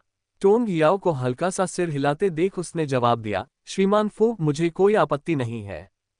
फू सेन ने गु हुनवेई और टोंग याओ के बीच बातचीत पर ध्यान दिया। वह टोंग याओ को एक बार फिर देखने से खुद को रोक नहीं पाया। उसके होठों पर हल्की सी मुस्कान आ गई और उसने कहा, तो चलिए इस पर सहमति बना लेते हैं। सब लोग इधर उधर खड़े रहना बंद करें, चलिए नाश्ता करते हैं। हालांकि टोंग याओ ने कुछ नहीं कहा, लेकिन उसने फू सेन को ध्यान से देखा। यह आदमी सचमुच असाधारण था। उसे व्यापारिक प्रतिभा का धनी कहना कोई अतिशयोक्ति नहीं होगी। फिलहाल वे उसके सामने टिक नहीं सकते थे। सौभाग्य से फू सेन के साथ उनका कोई व्यावसायिक विवाद नहीं था, अन्यथा उनकी ताकत और बुद्धिमत्ता को देखते हुए वे बुरी तरह हार जाते। गुओ जिननियन पूरी बातचीत के दौरान चुप रहीं। अपने गृहनगर में छोटे मोटे कारोबार संभालना उनके लिए आसान था, लेकिन इस स्थिति में वह खुद को हाशिए पर तनी हुई महसूस कर रही थीं। उन्हें इस बात की राहत थी कि फू सेन ने गु हुनवेई से व्यापारिक बातें की, उनसे नहीं, वरना वह सब कुछ बिगाड़ देती। अगली बार जब वे व्यापार पर चर्चा कर रहे थे तब वह साथ नहीं आ सकी, वरना वह मदद से ज्यादा बाधा बन जाती। यह कोई साधारण नाश्ता नहीं था।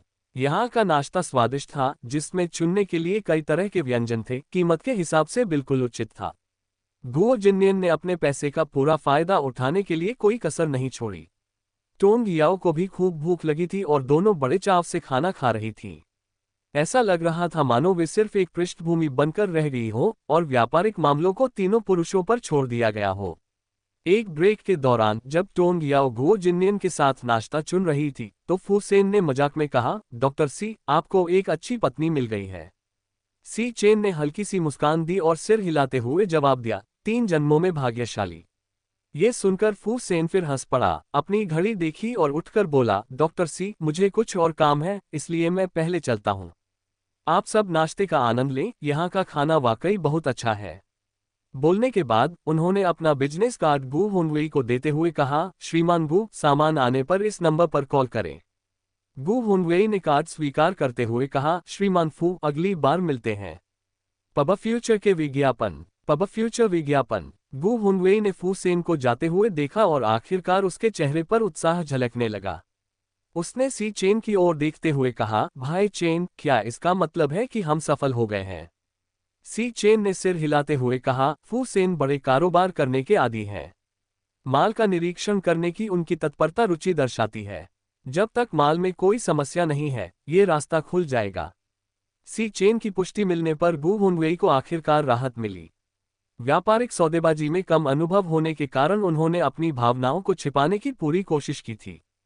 फू सेन जैसे बड़े कारोबारी के सामने आना उनके लिए थोड़ा अजीब था, लेकिन सी चेन और टोंग याओ के समर्थन के लिए वे आभारी थे। टोंग याओ नाश्ते की थाली लेकर लौटी और फू सेन की अनुपस्थिति देखकर बोली, श्री फू चले गए। सी चेन ने सिर हिलाते हुए और एक दुर्लभ शरारती अंदाज में जवाब दिया, उन्हें लगा कि उनकी उपस्थिति हमारे नाश्ते के आनंद को प्रभावित कर रही है, इसलिए वे जल्दी चले गए। उनके साथ अभी अभी शामिल हुए गुओ जिन्नियन ने सहमति में सिर हिलाया। सचमुच, उनके आसपास होने से मुझे बहुत ज्यादा खाने में असहजता महसूस हुई, दिखावे को बनाए रखने की चिंता सताती रही। गु हुनवेई के होंठ फड़कने लगे। ऐसा नहीं लग रहा था कि गुओ जिन्नियन ने बहुत कम खाया हो। 3 अंडे, 2 बन, तले हुए आटे की 2 स्टिक और 1 कप सोया दूध। वह अभी अभी खाने की एक और बड़ी थाली लेकर आई थी। क्या यही उसका बहुत ज्यादा न खाने का तरीका था? गुओ जिन्नियन की टिप्पणी सुनकर टोंग याओ को भी हंसी आ गई और उसने आंखें सिकोड़ते हुए कहा, अब जब वह चला गया है तो हमें दिखावे की चिंता करने की जरूरत नहीं है। जो चाहो खाओ। नाश्ते के बाद हम प्रजनन फार्म में मेरे माता पिता से मिलने जा सकते हैं। ये सुनकर गुओ जिन्नियन बेहद खुश हो गए और मजे से खाने लगे। जो मीटिंग शुरू में व्यापारिक बैठक होनी थी, वह अब खाने पीने की दावत में बदल गई थी। यहाँ नाश्ते में कई तरह के व्यंजन उपलब्ध थे, यहाँ तक कि भुना हुआ सुअर का मांस भी। गु हुनवेई और सी चेन दोनों की भूख बढ़ गई। ये जानकर कि फू सेन जाते समय एक बिजनेस कार्ड छोड़ गए थे, टोंग याओ का चेहरा एक उज्ज्वल मुस्कान के साथ खिल उठा। ऐसा लगता है कि हमने अब ये संपर्क स्थापित कर लिया है और हमारे दिमाग में चल रही सबसे बड़ी चीजों में से एक का समाधान हो गया है। जब तक वे माल का लेन देन और बिक्री करते हैं, तब तक वे अच्छा खासा मुनाफा कमा सकते हैं। इसे लाभ कमाने का सबसे आदर्श और कारगर तरीका माना जा सकता है। इसी विचार पर टोंग याओ ने प्रशंसा करते हुए कहा, हुनवेई, अभी अभी तुम्हारा प्रदर्शन काफी अच्छा था। उसे ऐसा लग रहा था कि उसने गु हुनवेई को लगभग प्रशिक्षित कर दिया है। एक बार जब वह अपनी भूमिका में परिपक्व हो जाएगा तो वह आराम से बैठकर पर्दे के पीछे से अपना हिस्सा ले सकेगी। इस जीवन की टोंग याओ को इस बात का पता नहीं है कि पिछले जीवन में गु हुनवेई द्वारा संचालित हेनफेई समूह में वह पर्दे के पीछे सबसे बड़ी शेयरधारक थी। गु हुनवेई को टोंग याओ की प्रशंसा से थोड़ी शर्मिंदगी महसूस हुई और उन्होंने विनम्रता से कहा, यह सब कल रात चेन के शिक्षण की बदौलत है। टोंग याओ ने आश्चर्य से सी चेन की ओर देखा, ये कब हुआ? मुझे बिल्कुल पता नहीं था। क्या तुम दोनों ने कल रात चुपके से बातें की थीं? गुओ जिन्नियन भी हैरान दिखे, मुझे भी इसके बारे में पता नहीं था। ये कब हुआ? सी चेन ने टोंग याओ के बालों को सहलाते हुए कहा, नहाने के बाद मैंने हुनवेई से बातचीत की। तुम तो पहले ही सो चुकी थी। कुछ प्यारी मुलाकातों को देखने के बाद गुओ जिन्नियन को अचानक रिश्ते में आने की इच्छा हुई। वह हाल ही में 26 साल की हुई है और उसने कभी किसी पुरुष का हाथ तक नहीं पकड़ा है, ऐसे में उसे यह मंजूर नहीं है। कम विकसित क्षेत्रों में उसे पहले से ही एक बूढ़ी कुंवारी माना जाता। ये ठीक नहीं है, उसे आज ही टोंग याओहुई से किसी लड़के से मिलवाना चाहिए। वह एक कारखाने के निदेशक रह चुके थे और उनके कई मित्र अवश्य रहे होंगे। शायद उनमें से कई के योग्य पुत्र होंगे। उनमें से एक अच्छा पुत्र ढूंढना ज्यादा मुश्किल नहीं होना चाहिए। जैसे जैसे वह इसके बारे में सोचती गई, गुओ जिन्नियन और भी उत्साहित होती गई। उसे खुशी थी कि उसने अपने बाल नहीं कटवाए थे, क्योंकि पुरुष आमतौर पर लंबे बालों वाली महिलाओं को पसंद करते हैं।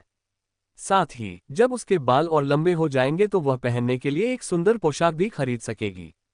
टोंग याओ ने देखा कि डिम सम का आनंद ले रही गुओ जिन्नियन मन ही मन हंस रही थी। उसे यह अजीब लगा, जिन्नियन, तुम क्या सोच रही हो? इतनी खुश क्यों हो? गुओ जिन्नियन अचानक होश में आए और हाल ही में हुए विचारों से उसका चेहरा लाल हो गया। उसने जल्दी से झूठ बोला, कुछ नहीं, मैं बस सफल व्यापारिक सौदे से खुश थी। टोंग याओ ने भौहें चढ़ाते हुए कहा, सच में? गुओ जिन्नियन को वह अच्छी तरह जानती थी, इसलिए उसे यकीन था कि जिन्नियन सिर्फ सफल सौदे के कारण शर्मा नहीं रही थी। अपराधबोध से ग्रस्त गो जिन्नियन को ऐसा लगा मानो टोंग याओ उसकी हर बात समझ गई हो। उसने जल्दी से अपना खाना खत्म किया और बात बदलते हुए बोली, क्या हमें अंकल टोंग से मिलने फार्म पर नहीं जाना था? हमें जल्दी निकलना चाहिए। टोंग याओ ने उसे और चिढ़ाना बंद कर दिया। ये देखकर कि गु हुंगवेई और सी चेन ने भी अपना खाना खत्म कर लिया है, वह मान गई, चलो चलते हैं। उनकी पहले से बुक की गई मिनीबस दुकान के बाहर इंतजार कर रही थी। जैसे ही वे प्रवेश द्वार की ओर बढ़े, उनकी मुलाकात फू यिहेंग से हुई, जो अभी अभी वहां पहुंचा था। उन्हें वहां देखकर वह बेहद खुश हुआ। मुझे खुशी है कि आप अभी भी यहाँ हैं।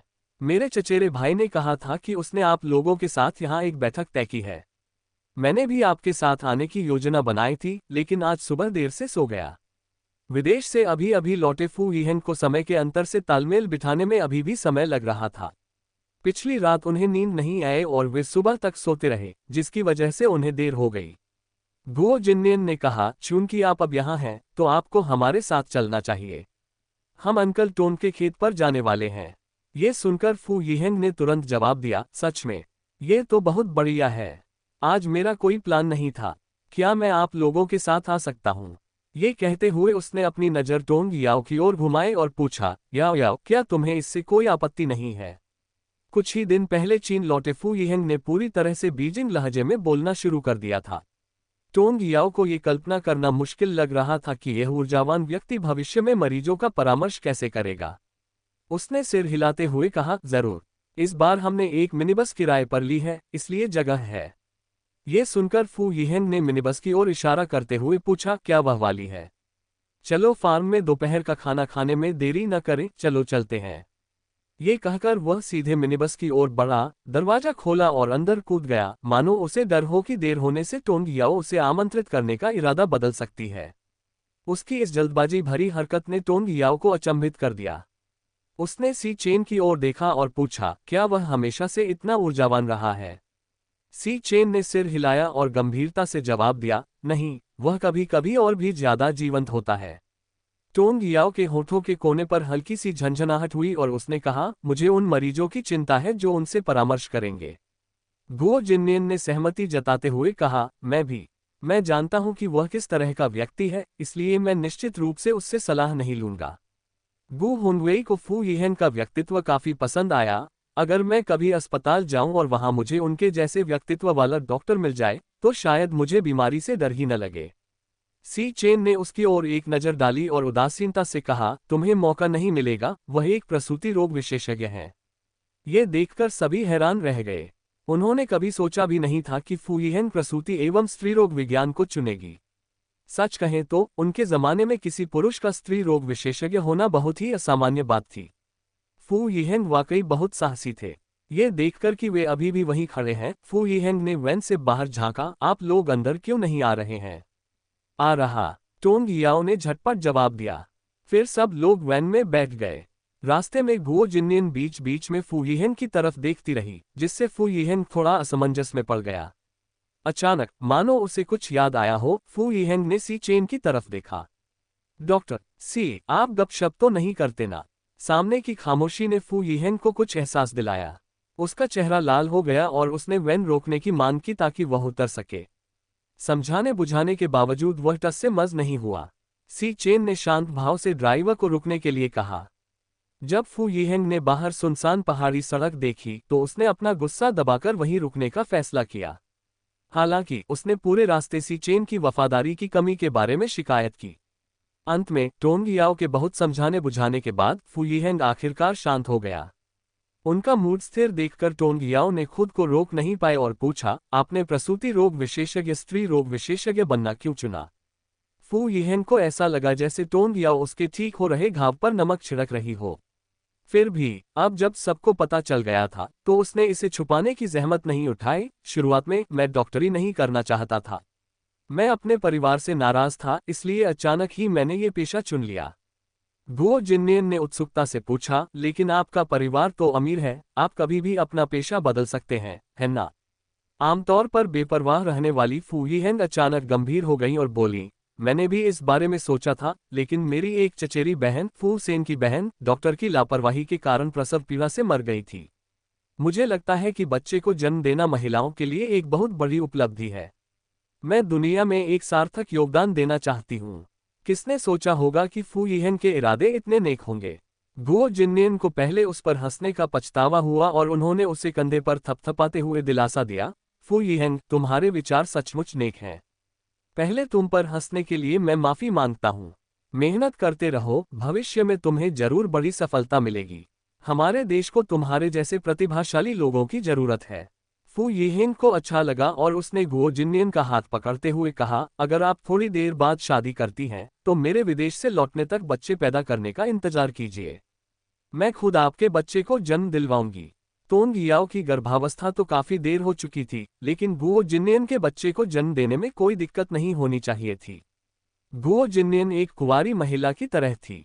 उसकी जल्द शादी होने की कोई संभावना नहीं थी। हो सकता है कि जब तक फू यिहेंग स्नातक होकर चीन वापस लौटे तब तक गुओ जिननियन अविवाहित ही रहे। चले जाओ। गुओ जिननियन ने फू यिहेंग का हाथ झटक कर दूर कर दिया और तुरंत अपना आपा खो बैठी। वे दोनों खेत तक पूरे रास्ते झगड़ते रहे और वहां पहुंचने पर ही रुके। उनके आने की तैयारी में टोंग याओहुई ने 3 मुर्गे और 1 मुर्गी मार डाली थी। सुबह सुबह वह नदी में मछली पकड़ने गया था ताकि उनके लिए मछली का सूप बना सके। वेन युन ने टोंग याओ का हाथ पकड़ते हुए उसे गौर से देखा और कहा, याओ याओ, विदेश यात्रा के बाद तुम्हारा वजन काफी कम हो गया है। क्या तुम्हें वहां के खाने की आदत नहीं पड़ी? मैंने सुना है कि विदेश में लोग सिर्फ रोटी और अधपका गोमांस ही खाते हैं।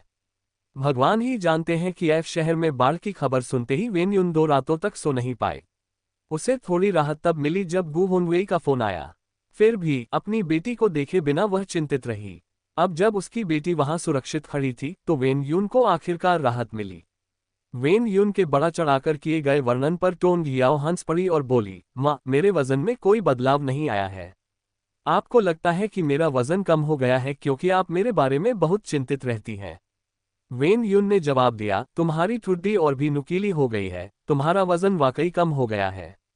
अब तुम गर्भवती हो। अगर तुम्हारा वजन नहीं बदला है तो इसका कारण तुम्हारा पेट बढ़ना है। मैंने रात के खाने के लिए 3 मुर्गे और 1 मुर्गी काटी है। खूब खाना खा लेना। ये जानते हुए कि वेन युन को उसकी चिंता है, टोंग याओ ने झट से सिर हिलाया। मुझे आजकल अच्छी भूख लगती है, मैं खूब खा सकती हूँ। हंसते हुए वेन युन ने टोंग याओ के सिर पर थपथपाया और फिर सी चेन की ओर मुड़कर कहा, शाओ चेन, तुम्हारा वजन भी कम हो गया है। क्या विदेश में खाने पीने में दिक्कत हुई? मुझे बताओ तुम्हें क्या खाना है, मैं तुम्हारे लिए बना दूंगी। आखिरकार घर आ ही गए, अच्छे से खाओ और तरोताजा हो जाओ। सी चेन ने सिर हिलाते हुए कहा, माँ, आप जो भी बनाती हैं मुझे बहुत पसंद आता है। वेन युन सी चेन की बातों से प्रसन्न हुई और उसने तुरंत गु हुनवेई और गुओ जिननियन से पूछा कि वे क्या खाना चाहते हैं। जब गुओ जिननियन टोंग याओ के पीछे से बाहर आया तो वेन युन ने देखा कि उसके हाथ पर प्लास्टर लगा हुआ है। उसने चिंता से पूछा, जिननियन, तुम्हारे हाथ को क्या हुआ? क्या तुम्हें चोट लगी है? गुओ जिननियन ने इस बार सच न बताने का समझदारी भरा फैसला किया, आंटी, मैं गिर गई थी और मेरी बांह टूट गई है। ये कुछ महीनों में ठीक हो जाएगी, कुछ खास नहीं है। हड्डी टूटने की खबर सुनकर वेन युन और भी चिंतित हो गई। तुम्हें जल्दी ठीक होने के लिए ज्यादा मांस खाना चाहिए। हमारा घर बाजार से काफी दूर है, नहीं तो मैं जाकर तुम्हारे लिए कुछ हड्डियां खरीद लाती। वेन युन की दयालुता से गुओ जिननियन बहुत प्रभावित हुई। आंटी, आप बहुत अच्छी हैं। और चिकन खाने से भी ऐसा ही असर होगा। गु हुनवेई के पीछे से निकलते हुए फू यिहेंग ने पहल करते हुए अपना परिचय दिया। आंटी, मेरा नाम फू यिहेंग है। मैं डॉक्टर सी और याओ याओ का दोस्त हूँ। इस बार मैं अचानक मिलने आया हूँ और कोई उपहार नहीं लाया हूँ। आशा है आपको बुरा नहीं लगेगा। वेन युन टोंग याओ और गुओ जिननियन की संगति में इतनी मग्न थी कि उसने फू यिहेंग को अभी अभी देखा। जब उसे याद आया कि उसने एक मेहमान को नजरअंदाज कर दिया है तो उसने झट से कहा, यिहेंग, चिंता मत करो। तुम इस जगह को अपना घर समझो। टोंग याओ को ये देखकर बहुत अच्छा लगा कि वेन युन का व्यवहार आसपास के माहौल के अनुसार कितना बदल गया था और उसने मुस्कुराते हुए पूछा, माँ, पिताजी कहाँ हैं? टोंग याओहुई का जिक्र सुनकर वेन युन थोड़ी चिढ़ गई। उस बात को मत उठाओ। तुम्हारे पिताजी को पता चला कि तुम लोग यहाँ आओगे और उन्होंने तुम्हारे खाने के लिए मछली पकड़ने पर जोर दिया। वे सुबह से ही तालाब पर हैं और अभी तक वापस नहीं लौटे हैं। ये सुनकर सी चेन ने कहा, मैं जाकर उसे ढूंढूंगा। ये सुनकर कि टोंग याओहुई मछली पकड़ रही है, फू यिहेंग जल्दी से सी चेन के पीछे पीछे गया और बोला, मैं भी चलूंगा। गु हुनवेई उनके ठीक पीछे था और उन्हें ले जाने वाला शांत चालक भी उनके पीछे पीछे चल रहा था। टोंग याओ और गुओ जिनयन बातचीत करने के लिए वेन यून के पीछे रसोई में गए, लेकिन वेन यून ने उन्हें दूसरे कमरे में टीवी देखने के लिए कहा क्योंकि उसे चिंता थी कि खाना पकाने के तेल की गंध से टोंग याओ का पेट खराब हो सकता है। उसे अच्छे से खाना खाने की जरूरत थी क्योंकि वह जुड़वां बच्चों की गर्भवती थी और उसे भरपूर पोषण की आवश्यकता थी। वेन यून अगले साल दादी बनने के लिए उत्सुक थी। टोंग याओ को तेल की गंध बिल्कुल बर्दाश्त नहीं हो रही थी और वह जाने ही वाली थी कि तभी उसकी मुलाकात सब्जियों की टोकरी लिए एक मूक लड़की से हुई। पिछले कुछ दिनों से खेत में लड़की का जीवन अच्छा चल रहा था। उसके घाव भर गए थे और उसका वजन भी थोड़ा बढ़ गया था। टोंग याओ ने गौर किया कि वह काफी सुंदर थी और उसका स्वभाव सौम्य था, हालांकि उसकी त्वचा थोड़ी सांवली हो गई थी। पब फ्यूचर विज्ञापन। टोंग याओ को देखकर मूक लड़की उत्साहित हो गई, उसकी आंखों में आंसू आ गए और उसने इशारों में कुछ कहने की कोशिश की। टोंग याओ को सांकेतिक भाषा समझ नहीं आती थी, लेकिन ये स्पष्ट था कि मूक लड़की बचाए जाने के लिए अपना आभार व्यक्त कर रही थी। टोंग याओ हंसते हुए बोली, मुझे खुशी है कि तुम यहाँ के जीवन में ढल गए। मैंने तुम्हारे लिए कुछ खास नहीं किया, इसलिए ज्यादा शुक्रगुजार मत होना। वेन यून को भी वह मूक लड़की बहुत पसंद थी और उसने उसे टोंग याओ से मिलवाते हुए कहा, मुझे उसकी बातें ठीक से समझ नहीं आती। हम उसका नाम नहीं जानते, इसलिए मैंने उसे एक नाम दे दिया है, अजिन। हम उसे आमतौर पर इसी नाम से बुलाते हैं। ये सुनकर टोंग याओ ने कहा, मैं कुछ किताबें लाई हूं, आप उन्हें देख लीजिए, समय के साथ आपको समझ आ जाएगा। वेन यून ने सिर हिलाया और टोंग याओ को टीवी देखने के लिए कहा। अजिन खाना बनाने में मदद करने के लिए वहीं रुक गई। अजिन हमेशा मेहनती थी और हर संभव मदद करती थी। वह आमतौर पर बहुत जल्दी उठ जाती थी और वेन यून के उठने से पहले ही नाश्ता तैयार कर देती थी। वेन यून को अजिन बहुत पसंद थी और उससे उस पर दया आती थी। उसने टोंग याओहुई से अजिन को गोद लेने के बारे में बात करने की योजना भी बनाई थी। इसी बीच जैसे ही फू यिहेंग और ड्राइवर जलाशय पर पहुंचे, उन्हें मछली पकड़ने का शौक लग गया। टोंग याओहुई को आखिरकार कोई ऐसा मिल गया जो उसकी रुचि साझा करता था। वापस लौटने के बजाय उसने उत्साहपूर्वक उन्हें मछली पकड़ना सिखाया और सी चेन और गु होनवेई को उनके द्वारा पकड़ी गई मछलियों के साथ वापस भेज दिया। जियान जून और लियू सानवा संयोगवश पहाड़ से नीचे आ रहे थे। उन्हें मछली ले जाते देख उन्होंने मदद करते हुए उन्हें कुएं तक ले जाकर साफ किया। टोंग याओ से मिलने के बाद उन्होंने रसोई में खाना बनाने में मदद करने की पेशकश की। उन्हें इस बड़े एकजुट परिवार का माहौल बहुत अच्छा लगा। यह उन्हें उन पुराने दिनों की याद दिलाता था जब उनके परिवार के सदस्य जीवित थे। हर चीज बेहद संतोषजनक लग रही थी। खाना तैयार हो जाने और टोंग याओहुई के वापस न लौटने पर ही वेन यून उसे तालाब से लेने गई। घर आते समय रास्ते भर उसने मछली पकड़ने की लत के कारण अपने काम में देरी करने के लिए उसे डांटा। टोंग याओहुई जानता था कि गलती उसकी ही है, इसलिए उसने कोई बहस नहीं की। घर में सबके लिए पर्याप्त जगह न होने के कारण उन्होंने दो मेजों को एक साथ जोड़कर बाहर बैठकर खाना खाया। मौसम सुहाना था और बाहर गर्मी थी। इन दिनों लोगों की भूख आम तौर पर अच्छी होती है। लियू सानवा और जियान जून जैसे लोग एक बार के भोजन में 4 कटोरी चावल तक खा सकते थे। बस चावल का एक बड़ा बर्तन तैयार करना ही काफी होता। अच्छा हुआ कि वे सिर्फ यही काम करते थे। अगर वे कहीं और होते तो उनके मालिक उनके द्वारा खाए जाने वाले भोजन की मात्रा देखकर बहुत दुखी होते। वेन यून ने खाने से भरी एक बड़ी मेज तैयार की। सभी ने बड़े आनंद से भोजन किया, मानो कोई बड़ा उत्सव हो। खाना खाने के बाद सब लोग दरवाजे के सामने बैठकर बातें करने लगे। गुओ जिन्नियन ने चुपके से टोंग याओ को याद दिलाया कि वह रिश्ता तय करने का अपना वादा न भूले। जब टोंग याओ ने टोंग याओहुई के सामने यह बात उठाई तो गु होनवेई को कुछ अजीब सा लगा। उसने गुओ जिन्नियन को देखा, जो अपनी उम्र से कहीं ज्यादा जवान लग रही थी और आसानी से 21 या 22 साल की समझी जा सकती थी। ये जानकर कि वह अब 25 साल की हो चुकी है, जिस उम्र में कई औरतें बच्चे पैदा कर लेती हैं, उसे एहसास हुआ कि उसे सच में जीवनसाथी ढूंढने के बारे में सोचना शुरू कर देना चाहिए। वह बस यही सोच रहा था कि टोंग याओहुई उसे किससे मिलवाएगी।